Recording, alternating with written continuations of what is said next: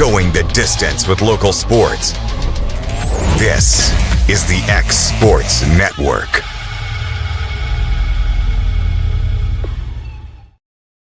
Financial advisor Scott Beasley knows time spent with family is everything.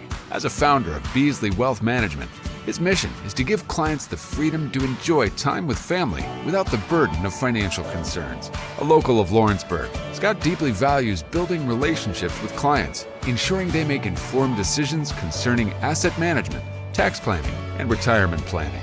Offering a free initial consultation, Beasley Wealth Management helps clients pursue their aspirations with confidence.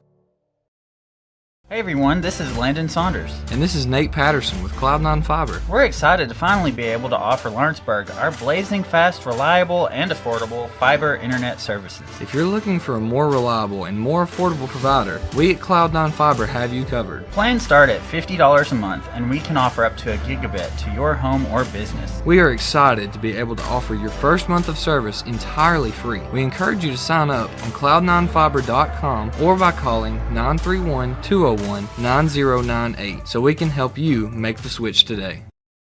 For the best meal from south of the border, head to Cocina Real and Puente Grande for lunch and dinner. With a wide array of mouth-watering entrees, there's something for everyone on the menu. And you can't forget the cheese dip. They'll treat you like family, and you'll never leave hungry. Make Cocina Real Mexican Restaurant and Puente Grande Mexican Restaurant your choice for authentic cuisine, located in Lawrenceburg, Tennessee. Going the distance with local sports. This is the X Sports Network.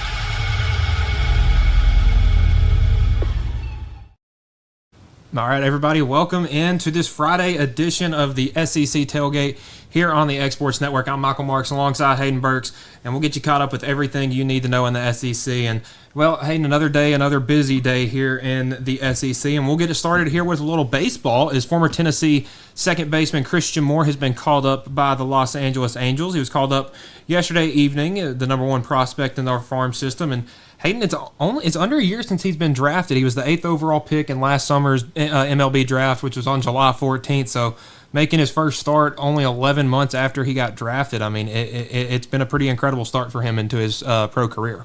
Yeah, absolutely. Christian Moore, obviously one of the all-time Tennessee baseball players after winning the national championship last year. Big-time player, big-time bat as well. We saw in that probably the best game I know, winning the championship game. But other than that, when it comes to the College World Series, that first game against Florida State. The cycle. The cycle, that will be one that, the second one only in Omaha history. But, you look at Christian, obviously we knew he was doing good down in, it was in Huntsville in the AA, with the Trash Pandas. And he was doing really good there.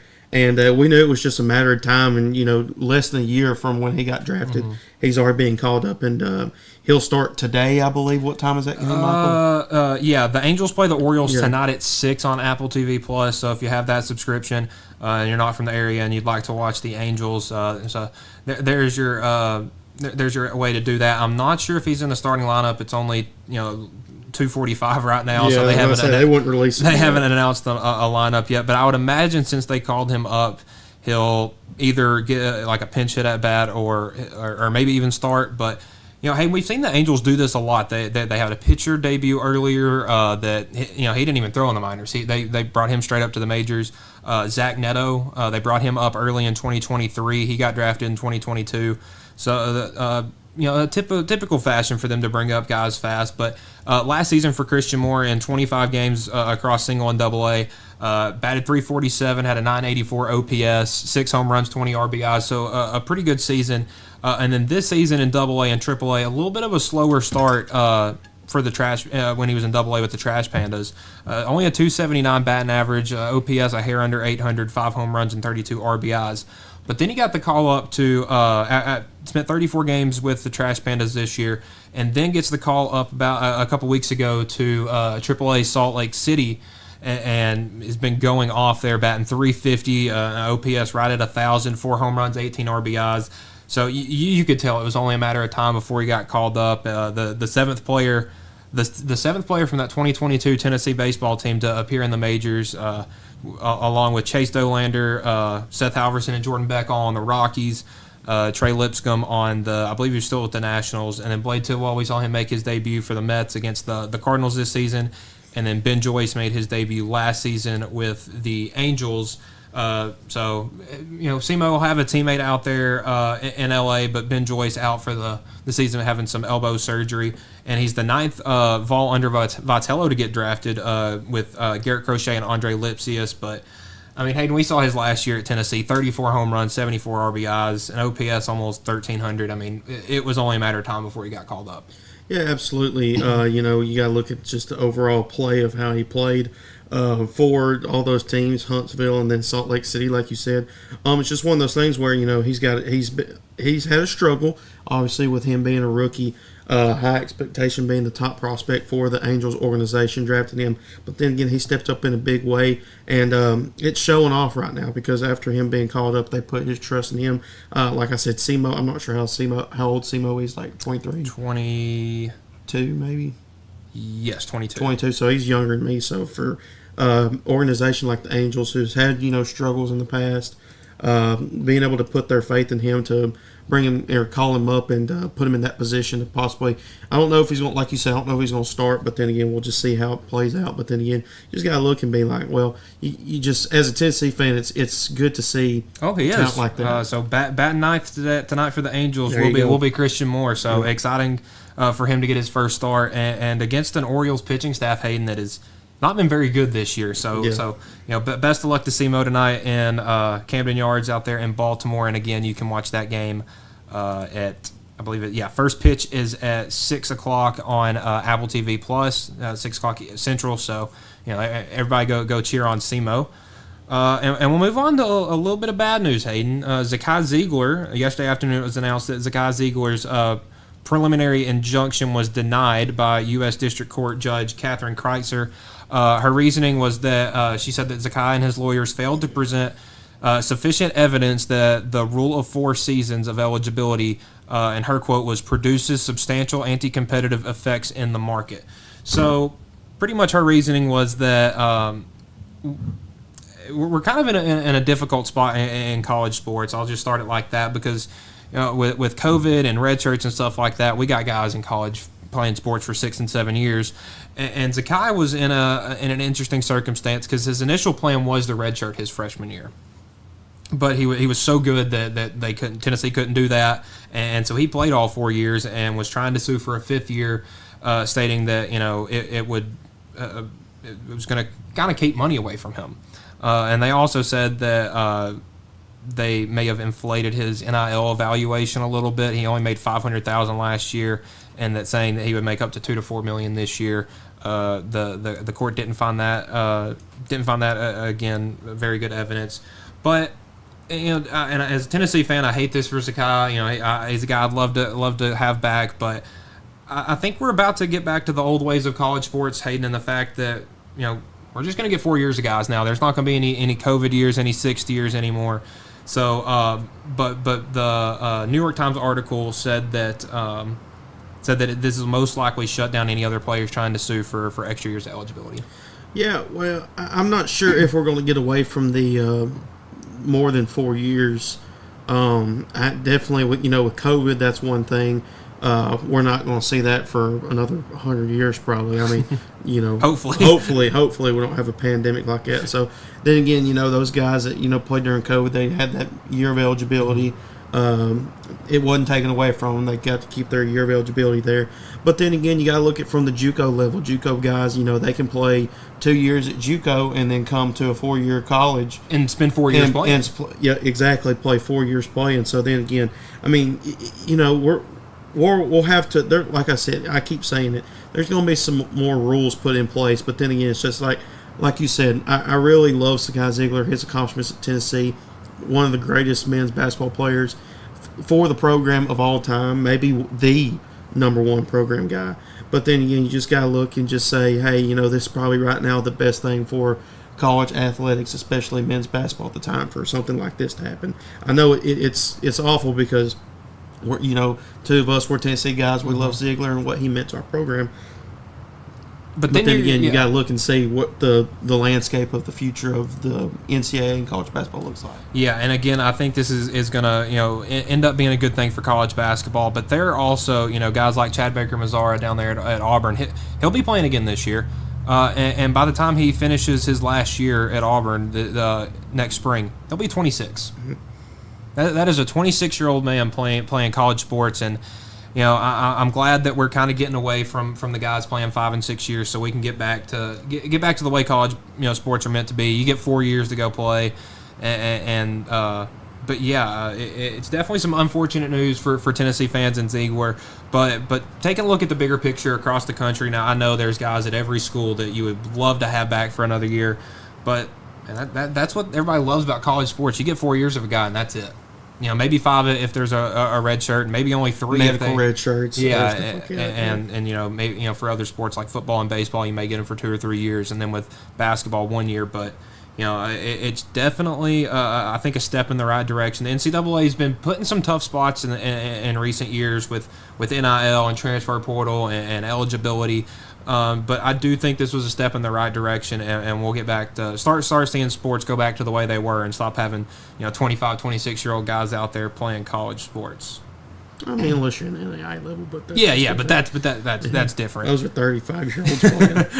All right, so coming up, SEC football schedule for the fall has some games and times announced, and then we also have the SEC and ACC Challenge for basketball schedule announced. That'll be coming up next here on the X Sports Network.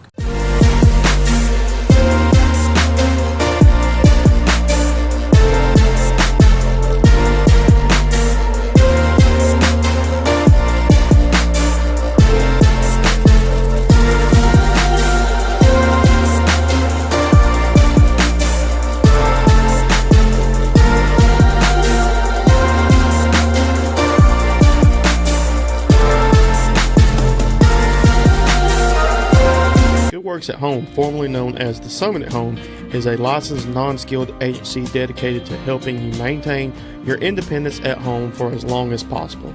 Our compassionate and caring staff provide support in various areas, including dressing, bathing, personal hygiene, transportation, cleaning, and companionship. Please call our office about services, payment options, and long-term care policies at 931-762-2310. We look forward to assisting you with keeping your independence longer. Make your property rock and roll with services from GNS Excavating, specializing in white sand, compost, mulch, topsoil, landscape gravel, and steel landscape edging. Turn to the pros who know how to make your project shine with years of experience. The best part is they're locally owned and operated. Choose from a vast selection of mulch and rock from their conveniently located facility at number 3 Valley Road in Lawrenceburg, just off Buffalo Road. Phone 931-279-3841 and get started today.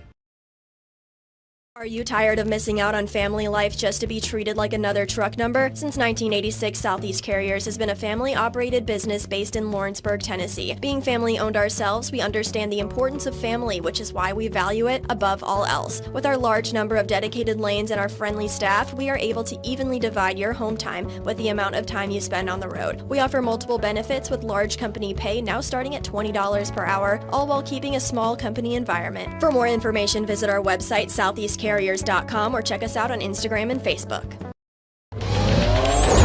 Going the distance with local sports.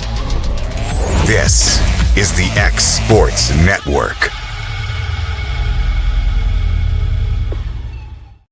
And welcome back here to the SEC Tailgate. Michael Marks alongside Hayden Burks.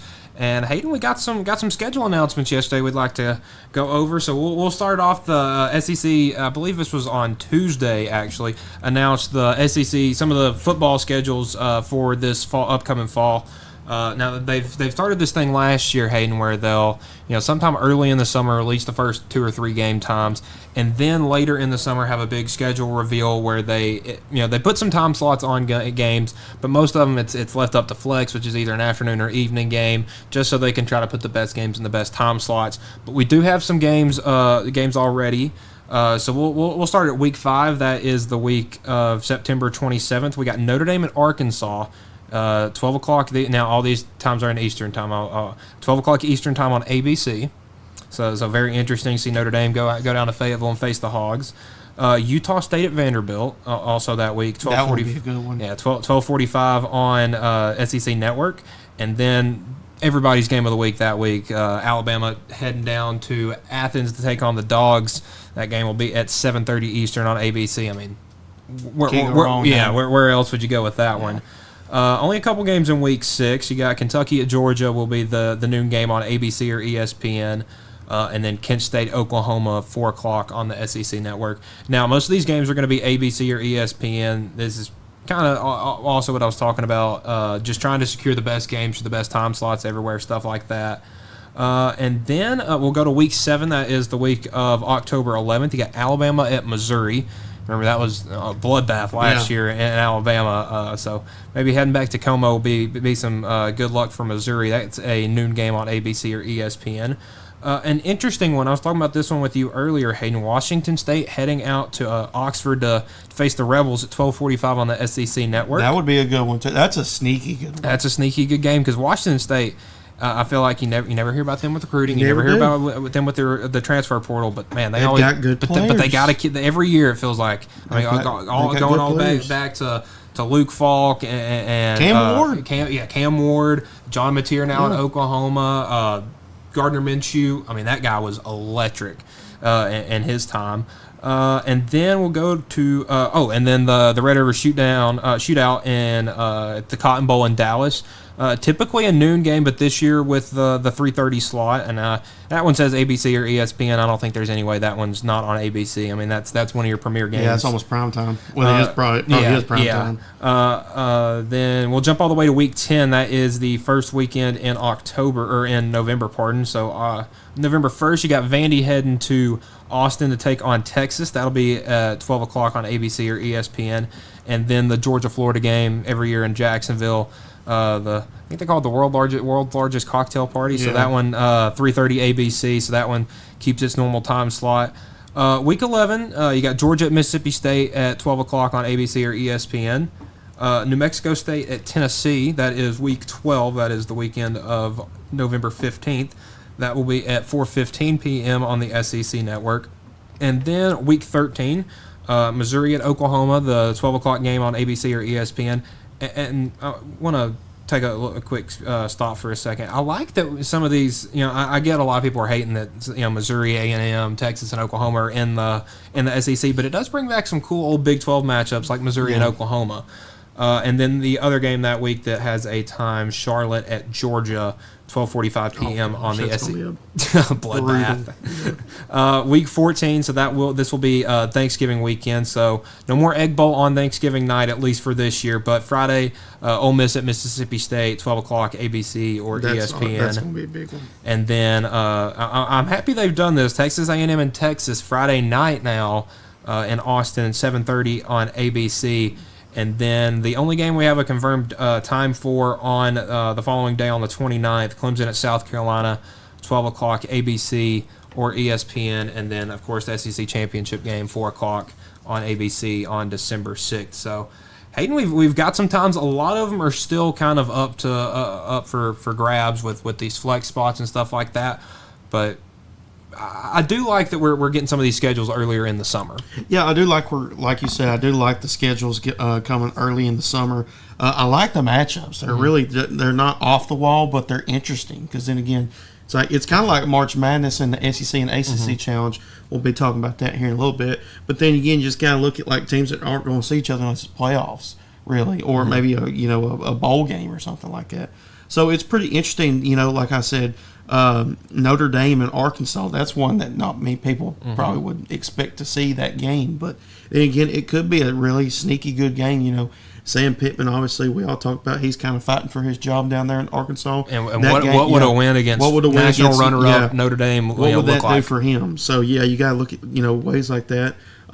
Texas and Vanderbilt, that's going to be another one. Could we see Vanderbilt pull out another one like they did against Alabama? Now they'll have to go to Austin, but then again, but they played Texas really good last year. Yeah, exactly. And then the one that I know just the crowd's going to be in it, Texas A&M. Those end of year games, Clemson, South Carolina. those games right there are what college football is about. So those games right there are going to be fun to watch. Yeah, I mean, we got a ton of good games. And listen, I mean, most of these time slots were announced are these noon games. So these aren't even like the best games of the week. They're not even prime time. Like Notre Dame, Arkansas is not your biggest game in week 5. I mean, Kentucky, Georgia is not your biggest game in week 6. I mean, we're just getting some of these earlier time slots. So, I mean, there's going to be a ton of good football to watch this fall across the SEC.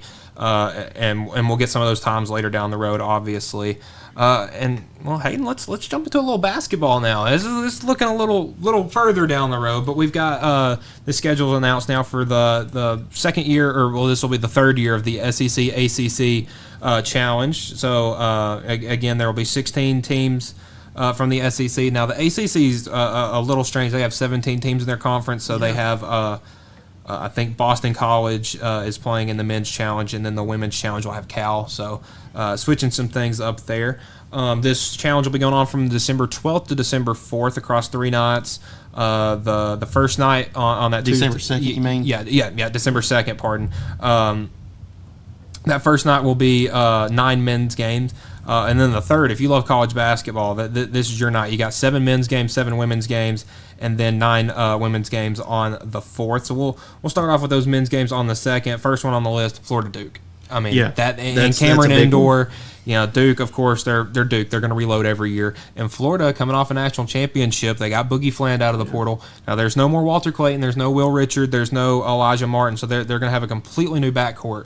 But I mean, and some youngsters, but they still got some of those vets back, like Hanglockton, Condon, those bigger guys, and they even hit the transfer portal very hard. Got that transfer guard out of Princeton. He's very good, and then they got Thomas Halleck back, who some people are calling early season SEC Player of the Year. So that's going to be a good one. North Carolina and Kentucky, another good one. That's going to be in Rupp Arena. 2 of the all-time blue blood brands going at it. I mean, they haven't been what, when people think North Carolina Duke, they think dominance. They haven't been, neither one of them has been as dominant as of late, but, who knows? Hubert Davis this fall might be coaching for a bit of his job. He had that national championship appearance in 22, and since then, the North Carolina hasn't really done much in the tournament. Yeah. Tennessee and Syracuse again. This time will be in the Carrier Dome. It's like I said, I'm nervous about the game, but then again, I was nervous last year because I didn't know what we had, and we went to the Elite Eight. So I hope I'm wrong and I can feel good about that game. But right now, I'm still going. I'm on the edge of my seat because I'm not sure what to expect. Yeah, Syracuse, I believe they're under the 3rd year under their first head coach since Jim Boeheim, and Jim Boeheim was there back in the 70s. So, that dude coached college basketball for 45, 50 years. And so Syracuse kind of trying to get their mojo back. This one could be a sneaky good one. Texas A&M will travel to Pittsburgh and face the Pitt Panthers. Jeff Capel's got a really good team at Pitt. They always going to be a tough out. And Texas A&M going to be under a new head coach. Sanford's coach. Yeah. And so Texas A&M will be looking to kind of change things up this year. From the Buzz Williams era. Missouri at Notre Dame. Michael Shrewsbury at Notre Dame had a bit of a down year. It was a little tough. Notre Dame's not necessarily known for their basketball. They've had good years and whatnot, but definitely not a year they'd like to remember. And Missouri, they come from 0-18 in league play in 24 to a really, really good year in 2025 under Dennis Gates. So I think Missouri will probably be primed for another good year. An interesting one, Georgia at Florida State. Now, these are 2 of the kind of, I would say, lower echelon teams in each division, but Georgia had a good finish to the season under Mike White. Florida State will have a first-year head coach as Leonard Hamilton stepped aside. He was there for forever, and Florida State was always a tough out. Oklahoma at Wake Forest will be a good one. Miami will head to Oxford and play Ole Miss, and Virginia Tech at South Carolina. Now we'll move to the second night of these men's games. Sneaky good one right here. NC State at Auburn. That would be a good one. You got Will Wade, coach. Well, this will be his first game coaching back in the SEC in an SEC arena at NC State. He'd spent that time at LSU and didn't make a lot of friends. Yeah. Didn't make a lot of friends down there. On the other side. Yeah, and then Bruce Pearl. Bruce Pearl. Yeah, I mean, this is that's going to be the They've game you want to watch. had battles when he was with LSU. Mm-hmm. I mean, he and Bruce Pearl, they've been going at it. Louisville at Arkansas, that's going to be another good game. Louisville had a really good year under Pat Kelsey, made the tournament. Bit of a dud in the first round, but I mean they're going to be very good again. And then sometimes I forget John Calipari's at Arkansas, and he's going to bring in recruits. Arkansas is going to be good. And that's a big one with the history between with Kentucky. Yeah, I would say and Louisville. They kind of had a fallout with that, and so you wonder about that one. Yeah, definitely no love lost there. SMU at Vanderbilt. That's an interesting game. SMU was kind of one of those middle of the road ACC teams. They had some big wins, had some tough losses. So Vanderbilt lost some and they gained some in the portal. Yeah, Vanderbilt under section. This will be their second year under Mark Byington. I think he's going to turn things around at Vanderbilt. Yeah, he's legit. I went to that Tennessee Vanderbilt game in Knoxville. He's the real deal. Yeah, he's a great coach. They've had some struggles under the Stackhouse regime and when Bryce Drew was there, but I'm starting to think that maybe they found their guy in Byington. Clemson and Alabama, a football matchup taking place on the hardwood, and these two teams have put together some really good basketball rosters. I mean, Nate Oates has brought his offense, and I think it's kind of inspired the SEC to it used to be a kind of a batten down the hatches tough defensive league, and now it's who can shoot 43s faster, and then Clemson's going to be Clemson. They're going to be that in that first tier of the ACC every year. Choke in the first round. and then choke in the first round of the playoffs or the tournament. Pardon. Mississippi State at Georgia Tech. That'll be a good one. Mississippi State again, a very defensive team, a very good defensive team. So that solid against Tennessee. Yeah. LSU at Boston College. A bit of a weird one because those are two teams you would never really assume to put together. Mm-hmm. That game in Boston College, so a long trip for LSU, and then I think Boston College is going to get them too. And then Virginia at Texas. That's a very interesting matchup as well. I mean, new head coach for Texas, and Virginia will kind of be under a new head coach. They had Tony Bennett stepped down a couple weeks before the season last year, and then. Had one of his assistants step up, so this will be kind of the first full year under their new head coach. And the men, the men absolutely in the SEC absolutely dominated last year. Went 14-2, and the only two teams that lost were Kentucky losing at Clemson and Auburn losing at Duke, which turned out to be two pretty dang good teams. And now we'll take it over to the women's side, starting on Wednesday, December 3rd. We got Kentucky at Miami. Miami's always going to be a pretty good team. Kentucky, they had a really good year last year. Tennessee, Stanford. I mean, that's going to be that's about as good as you can get with the SEC and the ACC. It feels weird saying Stanford and the ACC, but that's going to be a very good game. Stanford had a bit of a down year first year without Vanderveer for the head coach. NC State, Oklahoma. That's another pair of very good women's teams. Georgia at Florida State. That's a sneaky good one. Because Georgia had a bit of a rough year last year in the SEC, but and Florida State's kind of one of those. They're typically an upper echelon ACC team. That should be a good one. Auburn heading to Syracuse. Georgia Tech heading to Texas A&M. Virginia and Vanderbilt will be a good one. So the Commodores hosting, I believe, a pair of games. in this challenge. They get SMU one night and Virginia the next, and it looks like they're scheduled on the same night, so maybe Vandy's trying to do an old-fashioned doubleheader, so that would be interesting. And then on the 4th, you got LSU at Duke. I mean, those are about as two good teams going at it. Yeah, you got Kim Mulkey going up against Carol Lawson. That'll be a very good one. South Carolina at Louisville. I mean, that'll be a sneaky good one. Louisville, a very good team always, and then Don Staley's going to have South Carolina. They might come into the season preseason 6 or 7 or whatever they were last year, but they're going to be one of the top 2 or 3 teams in the country every year. Yep. Florida, Virginia Tech, Notre Dame at Ole Miss. That'll be a sneaky good one. Notre Dame's always good. Ole Miss has been. That's the one I picked. Ole Miss has been that one that team that's trying to make that next step up. They always you look at them early in conference play and they have a good record because they've done really good against their non-conference competition. But once they get in the SEC, it starts to dwindle and North Carolina at Texas. That's a very interesting matchup because again, that's two very good women's teams. Texas, I believe, made it to the Final Four last year. Clemson and Alabama again for the women's. That would probably be a doubleheader, I would say, between the men and the women. It's set on different nights, but I mean, you Wednesday night and Thursday night, come out and watch some good basketball because Clemson has a pretty good women's team as well, and then we still got more money, but I think it's dumb. Yeah, and then we Carly Weathers still at Alabama will be in her senior year. Arkansas at SMU, that should be a pretty good one. Arkansas had a bit of a down year, but good coaching staff, always a tough team. Pitt at Mississippi State, that'll be a good one, and then rounding it out, Cal at Missouri. And then the women went 10-6. The SEC women's went 10-6 last year against the ACC. Hayden, any thoughts on some of these games that I've talked about that maybe you got some thoughts on? Well, I really like the Notre Dame. Ole Miss. And Ole Miss, yeah, I really like that one. Like you said, Ole Miss. It's just like once they get to tournament play, they can do some damage. Virginia Tech, that team right there is probably going to be one of my favorites to get to the Final Four. Virginia Tech, they kind of had just a struggle there at the end of the season, had some things that didn't go their way. I think that will be a good game for them. I think they're playing Florida. Is that right? They're playing Florida at home. At home too, exactly at home. But obviously, the main one a lot of people are going to look at is LSU and Duke, in my opinion. Two really good teams. I think Duke made it to. Did they make it? I don't think they made it to the Elite Eight. They made it to the Sweet 16. I know that. And LSU just came up short again. They're going to be good with Kim Mulkey. But then again, like I said, those games right there, Notre Dame, I really think is probably as hot as they were last year. They're looking some revenge as how kind of poor they showed towards the end of the season there. So we'll see a bunch of good games going on. Yeah, a bunch of good matchups, with the football schedule and with the basketball schedule. Coming up, though, we'll talk about some Men's College World Series, some keys of victory for these teams, and we'll see how the one game going on is coming up next on the X Sports Network. There's a reason owners Tyler and Cindy McDowell chose the name In Service for their towing business. They did because it's their goal to be in service for you on the day that you need them the most.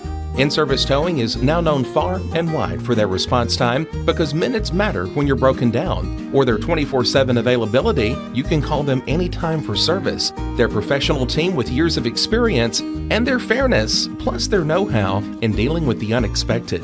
But the thing that In-Service is known best for is how they treat their customers, and that's like family. When you need them, call them 931-843-9098. Welcome to Mid-South Barn Dominiums. We realize there's a lot of options when it comes to finding a builder for your next home. Here at Mid-South, we understand that customer service, quality, and selections are very important. It's a very large time, money, and an emotional investment, and we're here to listen and care. We realize the kitchen's the most used and abused room in the house. Our cabinets are locally custom made from Sanderson Cabinets out of Lawrenceburg. They're real wood, poplar or maple, whether you paint or stain. All comes with slow close hardware and many pull-out different style options to choose from.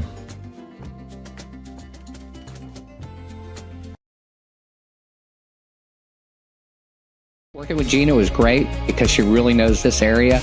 I gave her the specifications of what I was looking for, and she took me right to my forever home. I met Gina when she sold my son's home within 5 days after it hit the market. With my home, from the day the sign hit the yard to the day we signed the papers, Gina was there every step of the way. Her involvement in the sale of my home was the best decision that I made. We never felt like Gina was pushing us to make a deal with a buyer. She knew what we wanted, and she worked diligently to get us the best offer for our properties. Working hard for my clients to make their dreams come true. Let me work for you.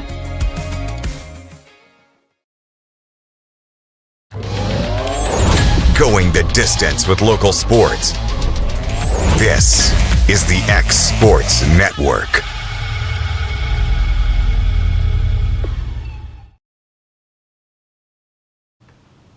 All right, welcome back to our final segment here on the SEC Tailgate here on the X Sports Network. Hayden, we got the Men's College World Series going on.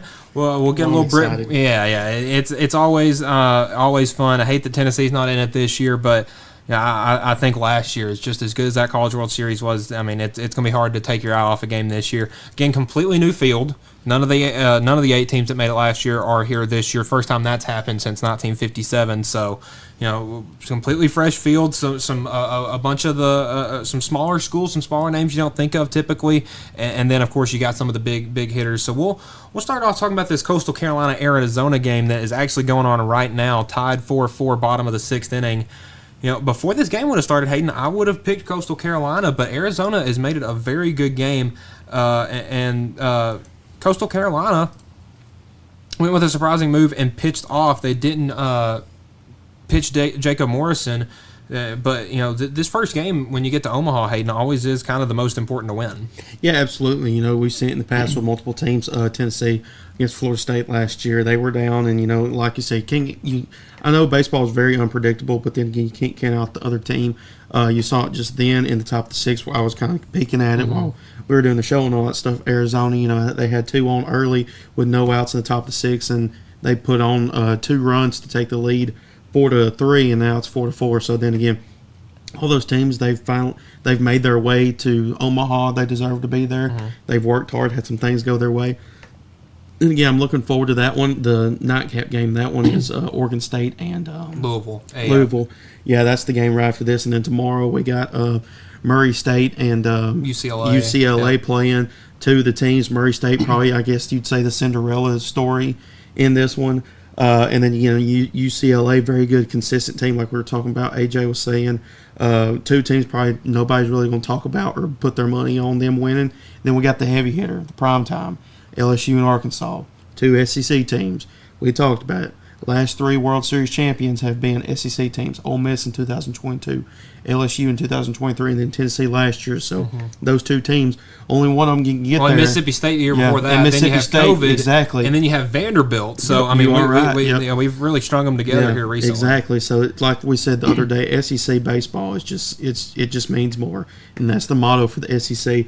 But then again, you just kind of look at the field, and if you look at, Coastal Carolinas, they probably have an easier path than LSU and Arkansas does. And like you said earlier on the show before on not SEC Tailgate, but on Exports Today, this is a bigger game for tomorrow, a bigger game for LSU than it is Arkansas, because Arkansas, they've got the power hitting, in my opinion, and the pitching to do both a little bit better than LSU does. So then again, I still think Arkansas, they're the favorites to win. But like I said, my prediction, I think it's going to be Arkansas and Coastal Carolina in the championship game. Yeah, again, we got the Arizona-Coastal Carolina game going on right now on ESPN. And then, like Hayden said, tonight at 6 on ESPN, you got Louisville and Oregon State. And then tomorrow, the 1 o'clock game, Murray State and UCLA. And then, again, the night game, LSU and Arkansas. Hey, we'll go over some keys to each of these teams' victories, and we'll start with Coastal Carolina. I mean, they've been such a good pitching team that I think good pitching is really going to be their way to win this thing.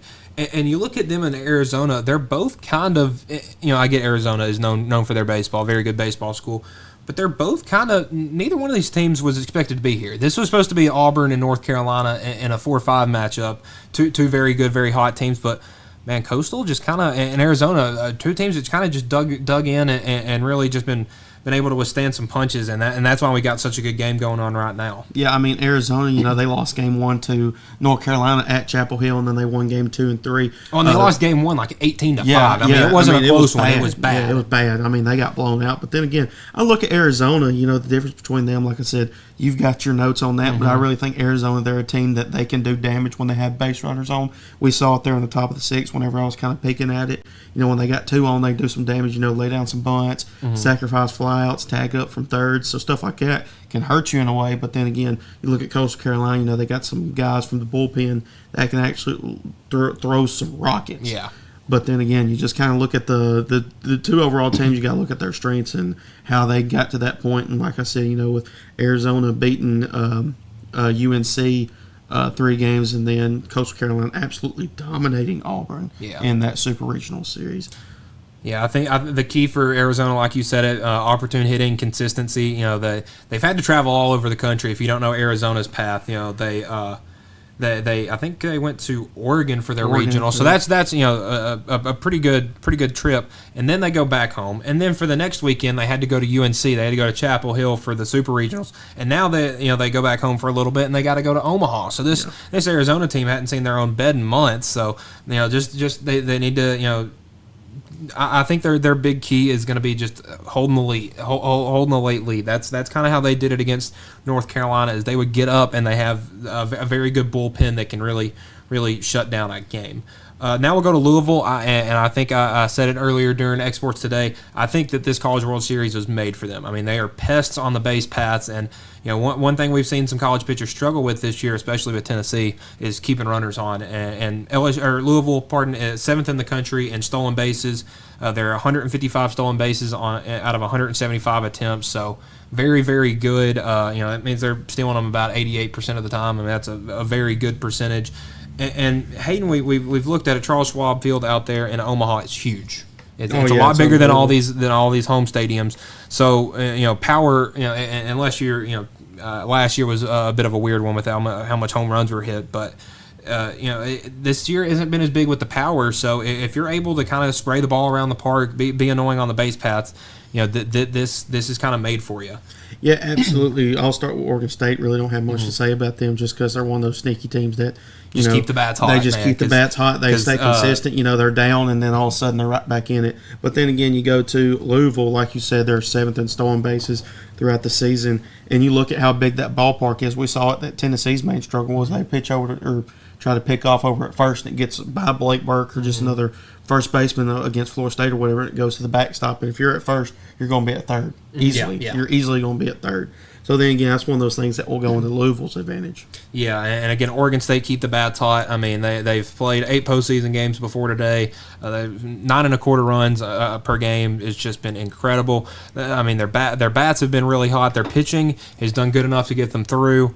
And now we'll hop into bracket number 2 with the games tomorrow. Murray State, I mean, really the only thing you can say for them is just ride the hot streak, man. I mean, they it's not like they have a crazy winning streak because they've lost some games, but they just keep finding ways to win. They won the Oxford Regional. They won the Durham Super Regional out there at Duke. And they're really a David amongst 3 Goliaths right here on this second side of the schedule. So, their thing that they can hit the ball really well. They score a ton of runs without too many home runs. They're just really good at just hitting the baseball. And they've had a really, really good bullpen, which is what's helped them get this far. And I think they're going to be able to ride that wave the rest of the day. And then with UCLA, again, another thing I mentioned earlier in our first show, they only had one Power 4 opponent since in the postseason. In regionals and super regionals, and it was a regional game that they won against Arizona State. But other than that, it's been a lot of Group of 5 schools: Fresno State, St. Mary's, and UTSA. So not the biggest schools, but man, they've been really good defensively. They've been really good at pitching, and I think they kind of can almost ride that advantage of having an easier path. They could ride that into tonight and be in the 1-0 game, looking primed and ready to go for one of these 2 heavyweights to come at them. Arkansas and LSU. I mean, that's the game everyone wants to watch. That's your World Heavyweight Championship right there. I mean, it is two very, very good teams. Arkansas. I mean, we saw what they did to Tennessee last weekend in the Super Regionals. Just dismantled a very, very talented Tennessee team, and LSU did the same thing. It was a very good West Virginia Mountaineer team that went into Baton Rouge, but you go there in the postseason. I mean, that's where hopes go to die. And again, the biggest key for each of these teams, just win game 1. Yeah, absolutely. Like I said, we talked about the LSU and Arkansas. We'll not expect from that. But then again, I want to bounce over to the Murray State and UCLA game there. When you talk about like matchups between the two and how different some teams are, these are probably, when it comes to UCLA and Murray State, probably the closest related matchup between the two because they both do like just so well. Like they both find ways to win. Got pitching that can get you through, get some big defensive stops. They got the bats where Murray State and both them and UCLA, they're just able to find contact and put them in places where the defense can't get to them. Yeah. I mean, with that, you've seen UCLA. I don't know how many doubles as a team they've got this season, but they're at the top. It's unreal. So, but then again, I like both of those teams there. But then again, like I said, if you're on that other side with Coastal Carolina, you don't have to worry about those SEC teams. Those 2 teams, they have to worry about the SEC. So, like I said, if I had to pick on which side I want to be, I want to be there with Oregon State, Louisville, Arizona, and Coastal Carolina. Yeah, and nothing taken away from those teams. I mean, Coastal Carolina beat the 4th-ranked team in the nation. Arizona beat the 5th-ranked team in the nation. Louisville knocked the number 1 team out. And but you never want to see an SEC team. But you never want to see an SEC team, and that's what we'll get into with Arkansas and Louisville, or LSU, pardon. 2 teams with a very good 1-2 punch with pitchers. Arkansas with Root and Wood, very, very good pitchers. They've been doing really well down the stretch. LSU kind of had the number 2 guys there in the SEC. You can throw Liam Doyle in there, but with Cade Anderson and Anthony Ianson, 2 very, very good pitchers, 2 very strikeout-heavy pitchers. That really have had a good year, but they didn't pitch as well in the Super Regionals, which has me kind of leaning towards Arkansas here for Game 1. Yep. Cade Anderson got it lit up for 7 runs his last time. And I thought that maybe getting some momentum was what you needed when you're facing Arkansas, because like we were talking earlier last week, Liam Doyle didn't really pitch well in his last couple starts of the season, but then had that bullpen outing against Wake Forest where he was just, on top, lights out on top of the world. That thought maybe that would be some good momentum for him, and again went to Arkansas and did not have a very good outing. So, it's definitely going to be an interesting thing, but the biggest key for each of these teams is win game one, because if you lose game one, to come all the way back and go to the finals, you have to win the next 4. Yeah, absolutely, and that's one of those things where I was nervous last year. Come Tennessee, thank goodness they won game. They came back to win game one in walk-off fashion. But then again, that's the name of the game. If you want to win the World Series, you don't have to win. You don't have to win the first game of the World Series. You have to win game one of when it comes to Omaha in that first round, because then you're in the catbird seat. You're riding pretty. Then after that, you just got to take care of another one, and then just wait to see who you're going to play. And then all you got to do is just take care of that, win that game, and then you're back in the championship for Omaha. Yeah, 80% of national champions won their first game. So, again, I'm not going to say it can't happen, because we've seen crazier baseball. We've seen crazier things, but winning that game one is very important.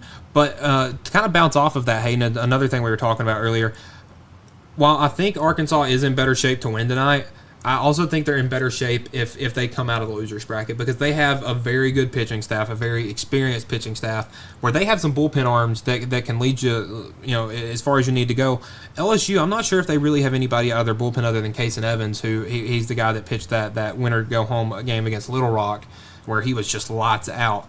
I'm not sure if LSU has the firepower out of their bullpen to carry them through four straight games in a span of a week. Well, yeah, absolutely.